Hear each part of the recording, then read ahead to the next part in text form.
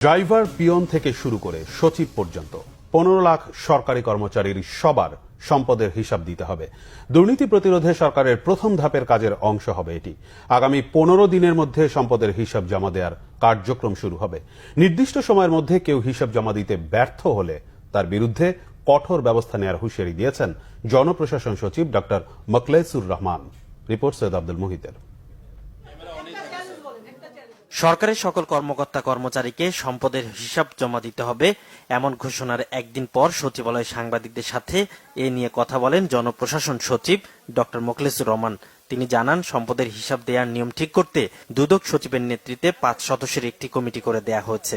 একটা ইউনিফাইড, যাতে এত মানুষের প্রশ্ন না করতে হয়, বুঝতে কষ্ট না হয়, সম্পদ বলতে কি বলছি, স্থাবর বলতে কি, স্থাবর কি, এবং ক খ গ করে আইটেমগুলো আমরা লিখে দেবো। এর বাইরে যদি কেউ থাকে ওখানে বলা থাকবে, অতিরিক্ত থাকলে আপনি এখানে লিখতে পারেন। আর এইটার মাধ্যমে আপনার সম্পদ থাক আর না থাক, আপনার জিরো সম্পদ থাক, আপনি দাখিল করতে হবে।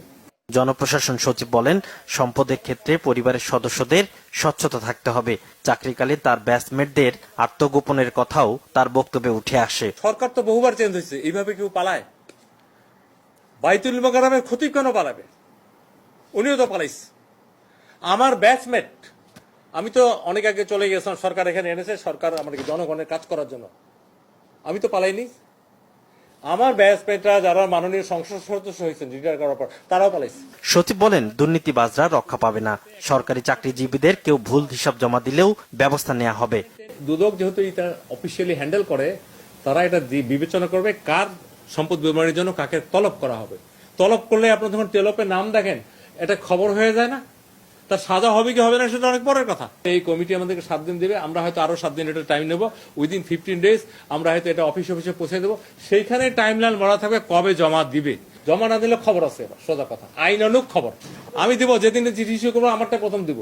সচিব জানান, ডিসিদের ফিট লিস্ট চূড়ান্তের পথে 1 সপ্তাহের মধ্যে 25 জেলায় ডিসি নিয়োগ দেওয়া হবে। পাশাপাশি বাকি জেলা থেকেও প্রত্যাহারের কার্যক্রম শুরু হবে।